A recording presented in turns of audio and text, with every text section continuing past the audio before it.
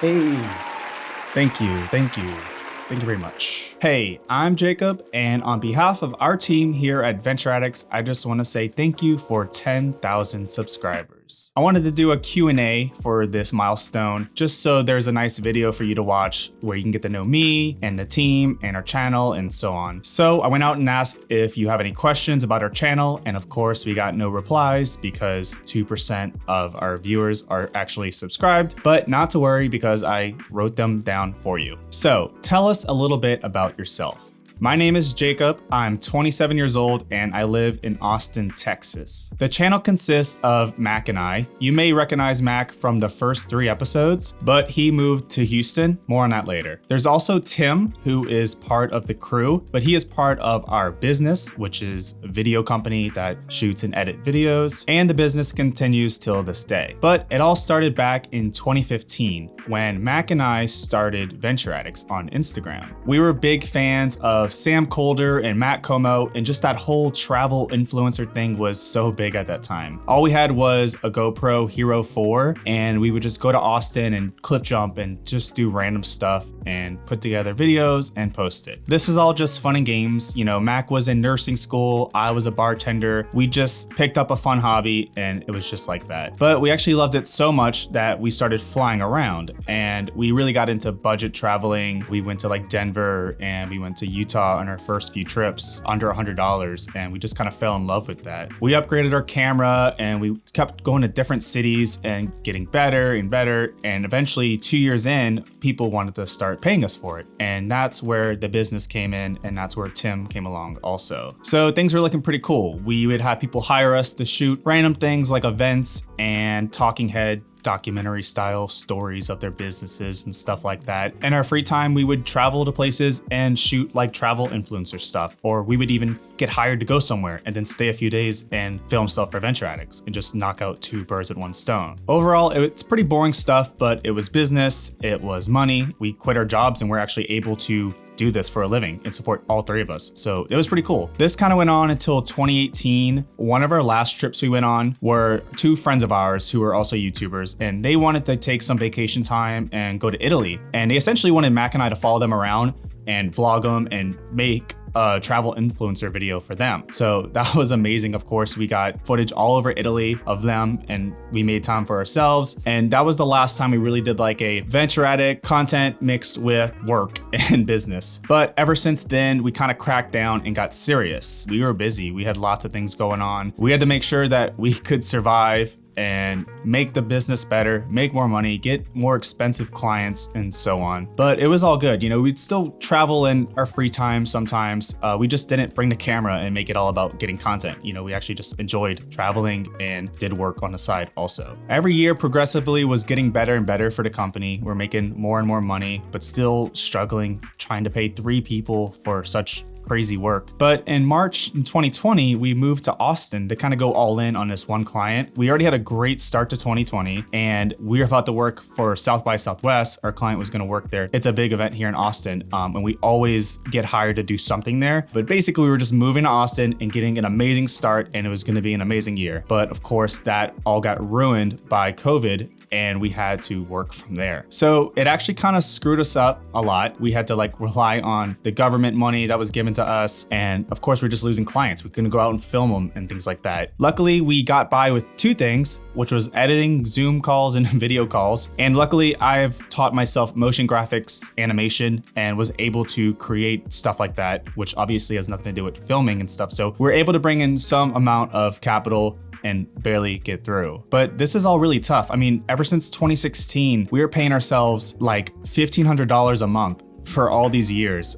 We would make over 100K a year as a company, but all these expenses and things add up, and we were just eating shit for years. And for COVID to come and literally make us lose most of our clients and work, it was just really scary. However, we kind of figured something out, and essentially one of our old friends wanted to hire me to be like a full-time editor. They wanted me to get on their podcasts and their videos. I was just gonna be their full-time guy. So that was good because they would pay our company and I would just get like 100% of the money, but Mac and Tim had to get money. Well, coincidentally, at the same time, Mac and Tim kind of retired from what we're doing in the video company. They went back to Houston and started working for an old mentor of ours. And it was kind of like desk work, had nothing to do with filming, but that's actually more of them anyway. Tim and Mac are the entrepreneurs of the group, and I am the artist. I love sitting behind a desk and just editing for hours. They like to go to an office, get a little dressed up. So basically it just all worked out. They got their own source of income and I got my own source of income, and the company is able to kind of just idly sit there and exist. So yeah, I think that kind of wraps it all up and gets us to present day. But I guess that leads us to our next question. Do y'all make a living making these videos?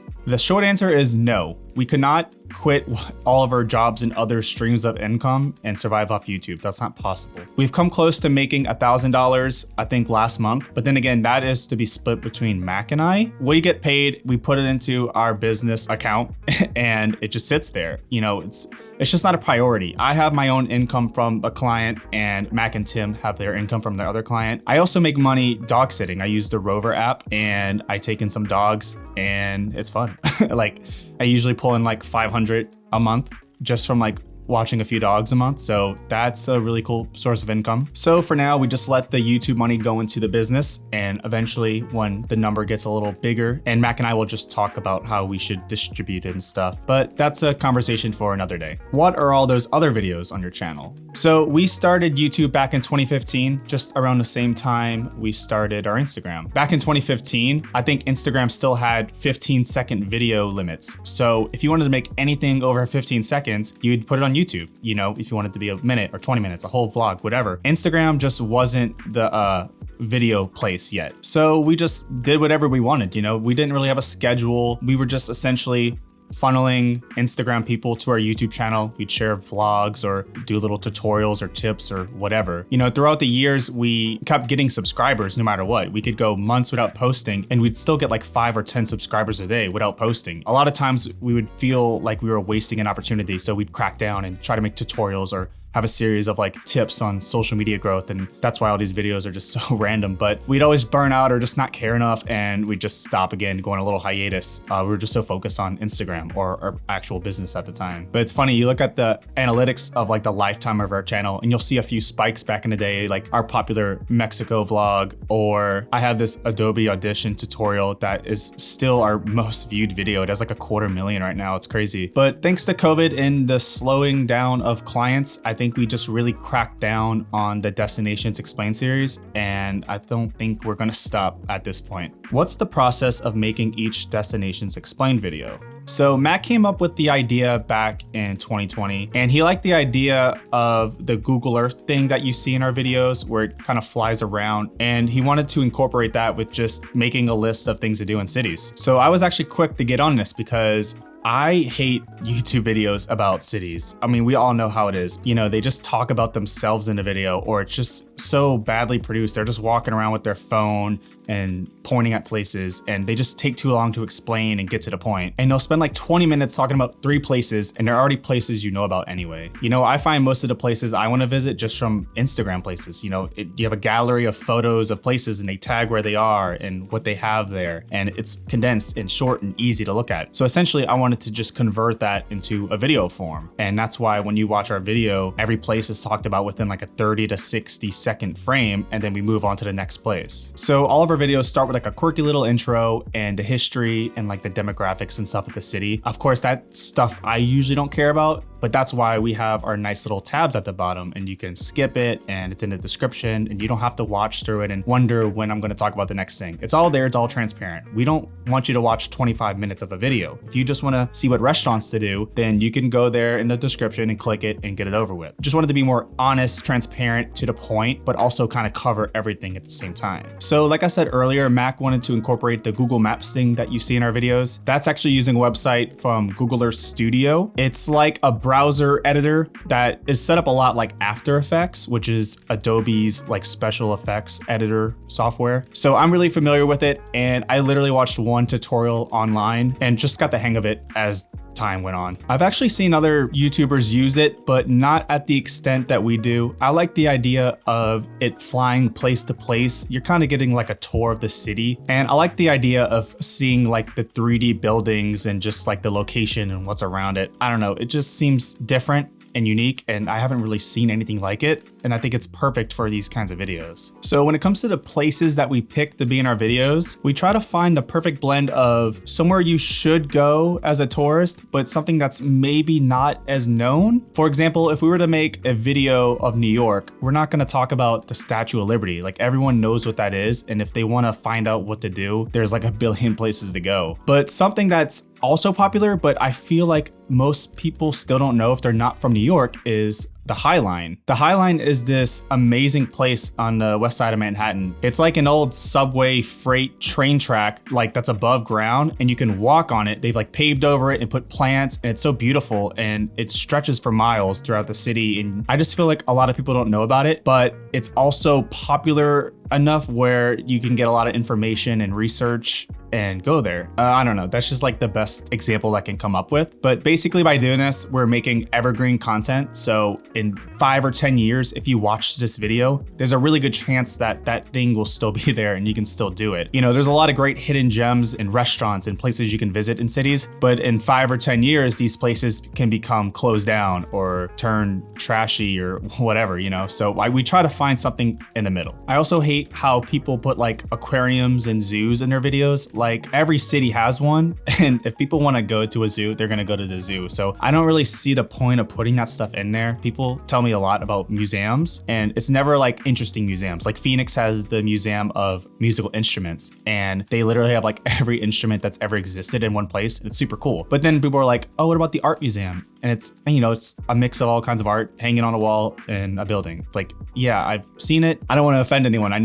I mean, art's important and they're really beautiful to visit, but when I go to a city, I just want to see something a little bit more unique and different. The thing that bothers me the most about these other videos on YouTube is that they never talk about nature things, like things to do outside or places to swim at or just anything. For example, we're writing our Philadelphia video right now, and I always watch like 10 videos of other people's videos to kind of just see what they talk about. And literally in 10 videos, no one talked about like a place you can go and like sweat at. They literally talk about cheesesteaks for like 70% of the video, and then the Rocky Steps, and they end it. But there's like beautiful parks like in the city, or just like these road trips you can go on, you know, and no one ever talks about them in these videos, and it just blows my mind. Like in the Philly video, we're gonna talk about this park just 10 minutes north of the city. It's pronounced Wissahickon Park. Still researching it, sorry. It is just a beautiful park with lots of trails, waterfalls, bridges, this old inn right in the middle of it. I mean, it's so crazy. I cannot believe no one has mentioned this in the videos on YouTube. So hiking the trails and seeing waterfalls and finding a place to swim outside is my like first priority when traveling. So I definitely try to go out of my way to make these places highlighted in our videos so you can see for yourself. So the last 2 topics of our videos is the restaurants and bars, and there's also like a coffee shop and a dessert place we always shout out. These get a little tricky and are probably the hardest to do because first off, I come up with like 30 restaurants and then I have to shave them down to like 6 or 7. And the goal is to kind of diversify them all, capture the culture of the city you're talking about, and then also pick a restaurant that will hopefully be there in 5 years and not close down. So for example, in Austin, you know, I got to do a barbecue place. I got to do a taco place, things that have to do with like Texas, you know? So like my favorite tacos in Austin is probably this like random food truck that's like in the South, and it's cash only and there's never a line there. And it's like the best tacos I've ever had. But I'm not going to recommend that in a video because first off, these food trucks are everywhere and they're all amazing. But second off, that food truck, the hours are inconsistent and it probably isn't there right now. I haven't been there in a few months. And it's for that reason where you want to choose something a little bit more evergreen, but good and still represents my opinion. So in Austin, we have a place called Torchy's Tacos. And you might have heard of it because these guys are going big, they're going corporate. Anyone in Austin who's a local would roll their eyes at going to this place these days. But back in 2012, when I was like in Austin for the first time, this place blew my mind. And it's still the same menu basically these days. And it's just such a unique restaurant. They took the food truck tacos and they put it into like a brick and mortar, and they had like a hipster twist, and it just kind of goes with the trendy stuff that you see today. Personally, I haven't even been in like 3 years, but I would still recommend a tourist to go there because anyone who's like from Wisconsin or Nebraska, they see a place like this and for the first time, and it's mind blowing. It's like there is nothing like this anywhere else. Of course, these days I still think it's a good place and it's worth shouting out to. So I put that in my list to kind of cover tacos when it comes to Austin. And yeah, so it's that challenge of finding something that I personally want to recommend,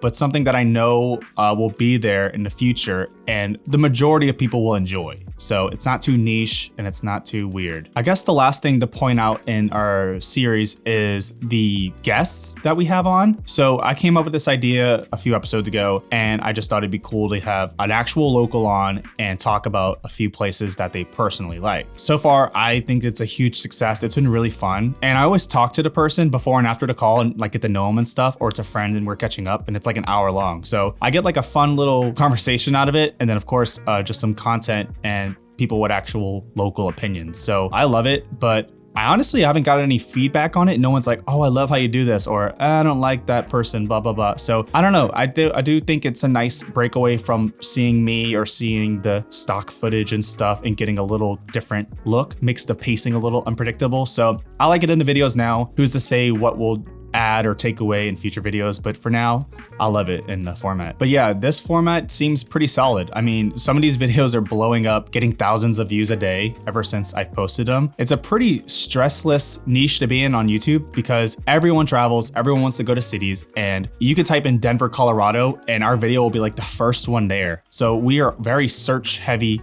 traffic, and because of that, we're just getting a lot of views and subscribers, and it's awesome. So we appreciate it. But yeah, there's a lot that goes into these videos. I mean, just the editing alone takes like 35 hours, and that doesn't even include the filming and the writing. So that's why they take so long to come out. But if you have any other questions about the process or anything to do with the series or the videos, just comment below and I will get to you. Will you support small businesses, women-owned, Black-owned, LGBTQ plus owned, etc.? Yeah, so this is an idea I had kind of early on, but I just kind of let it go and forgot about it. But it wasn't until someone commented this similar question and I was like, okay, let me do something about it. So I got some opinions from my friends and I was like, how should I recognize these specific owners? Should I dedicate a section to them? Should I just casually say it? And after just going back and forth for a few days, we just came up with the conclusion of casually mentioning it. So for example, if a restaurant has a woman chef, we make sure to just say her name, show a picture of her, mention her, but not to make a big deal out of it, you know, just kind of represent her. Or the same with Black-owned businesses, you know, we just highlight them a little bit. Initially, we're just like,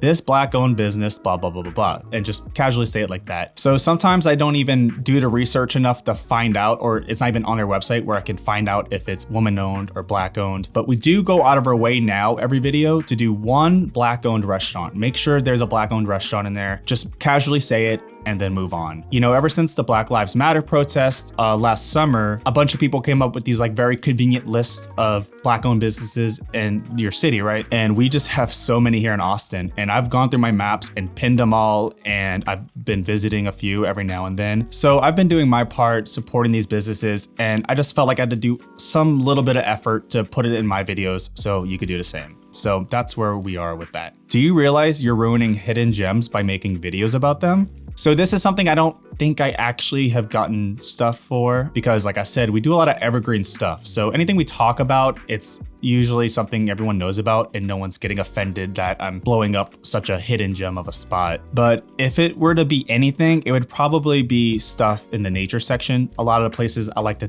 talk about are beautiful trails that have a swimming hole or waterfall that's fun to hang out by. And when places like these get popular, it's always two things. It's one, there's so many people there, and then two, there's trash and people just hate seeing trash everywhere. But I think the overcrowded thing is definitely triggering. You know, if you've been going somewhere for 10 years and back then you would go there and it'd be barely anyone there, and you go today and it's just full of like people and everyone's playing their Bluetooth speakers and pissing you off. Yeah, I can relate with that and I understand, but we have been the victim of this just through our old content in Venture Addicts. For example, just like 30 minutes away from me is one of the most beautiful places I've ever seen in the US. It's called Hamilton Pool. We covered it in our Austin video, and it is just a hole in the ground full of creek water and a little waterfall and a beach spot, and it's so amazing. Back in 2012, Mac and I went there, and you would just show up. It was like first come, first serve. And we were there for the first hour and no one else was there. We had this whole natural phenomenon to ourselves. These days, you need reservations like booked months in advance, and you show up and it's always full of people travel, of course. So I like to think that us sharing videos and photos of that place back in the day, combined with all the other travel influencers going there, have led to the now popularity of that place. But I mean, that's just how these things go. You know, I don't really know how to feel about it either way. I understand, but also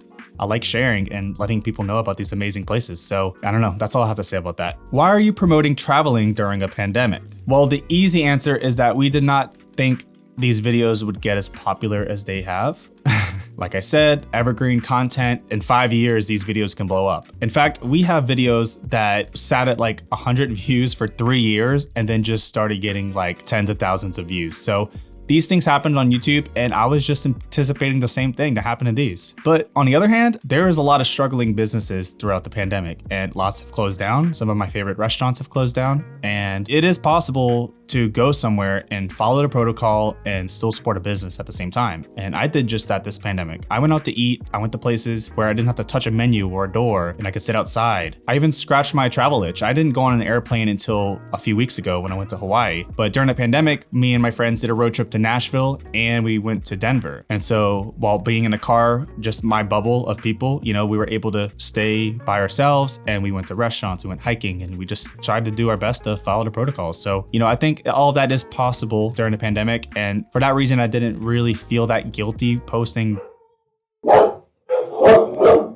But yeah, like I originally said, we just didn't think these would blow up, and we know that these videos will continue to get views for years, and that's the reason we made it. Do you have any plans for other content in the future? So like I said, I basically have a full-time job with these other clients, and then these videos take like basically a works week to do. I try to think of ideas of smaller content I can make to kind of fill in the spaces in between cities. So the first idea, which we actually executed on, is making like mini short content. So for example, we did a video on donuts in Portland because we were getting a lot of shit for doing voodoo donuts in Portland. But like I said, same thing with Torchy's. Voodoo donuts is very cool and unique for anyone outside of Portland. If you live in Portland, everyone knows what it is. So, you know, whatever. Anyway, the people did make good points by recommending 3 other places that I'm familiar with. And I was like, hell yeah, let's give them a shout out. So I made a video about these 3 other places, and I got it down in like a minute or 2. So really quick thing, but also like on brand with what we do. So I got to do more like that because that's the only one I've made. And then we made another mini about traveling. I was buying flights to Hawaii, and I was like, oh, let me share like my process on how I do it. So I just like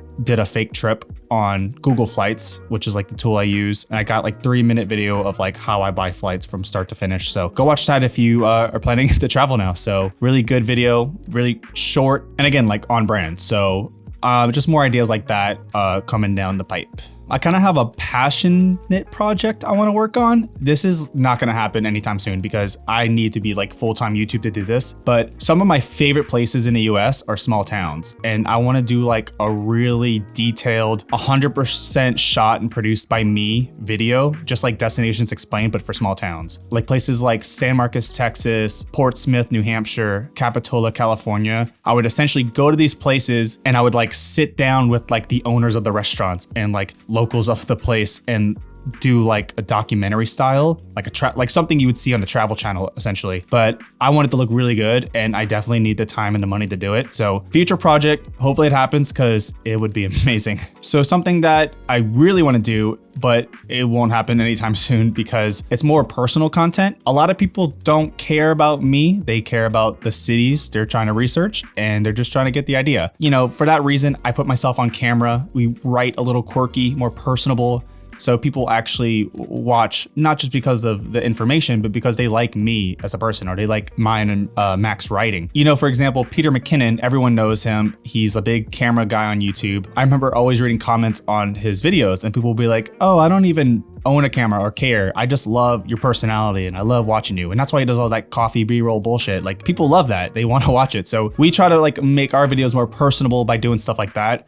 And eventually we can make content that's more personable, I guess. So the idea is I want to like bring on my girlfriend as another person of the channel And essentially we just sit down and just do fun things. For an example, we would do like a flag quiz, like a country flag quiz, where we just go through like all the flags of the world and try to guess the country. Or we'd play GeoGuessr. Like that's a game online where you get dropped anywhere in the world and on Google Maps and you have to find out where you are by like using the street view. Or one that we might do soon. I've seen Gus Johnson do this, where he like sits down and reads like small town reviews, like bad reviews, or I guess good ones too. But there's this one place nearby us that gets a lot of 1-star reviews, and the owner goes on there and he replies with the most passive aggressive comments ever. And it's so funny. So I might do a video like that. But then again, we only have 2% of our viewers that are actually subscribed. So people don't care. It's not going to get views. People don't want to watch, but we might as well do it one day. So we'll see how that goes. But in all seriousness, Mac and I are working on a new series. We want,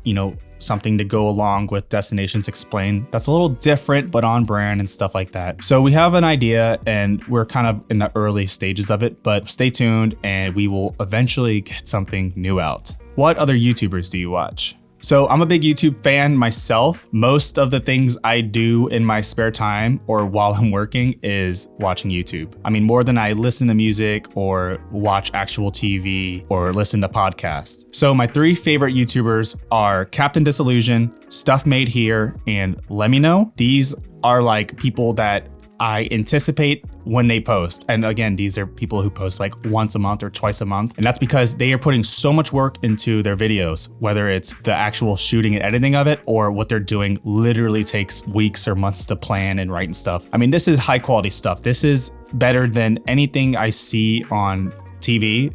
It gets more views than things on TV. It's just amazing. YouTube is an incredible space right now, and you can watch mindless makeup tutorials, or you can watch things that take hundreds of thousands of dollars to produce every episode. So it's a fun space to be in. I'm also a big fan of the commentary scene, Cody Ko, Danny Gonzalez, and then there's people like Ordinary Things and Internet Historian. I mean, if you don't know any of those people, you are missing out. And one more niche I just love is the engineer niche YouTubers, like Mark Rober, Michael Reeves, William Osman. These guys are like young and just know how to like make the craziest things, whether it's like robots or machines and stuff like that. Again, just very entertaining stuff, and you're missing out if you don't watch any of these people. All right, so I think that about sums up lots of things about us. You can follow us on Twitter. I use Twitter all the time as like my feed. We don't really post much. We just promote the channel, but that's probably a good way to like reach out if you want to. That's different. Of course, we're on Instagram and TikTok. I make boomer content and try to fit in, but don't really post anything, but we're active and we're on there. And lastly, I'm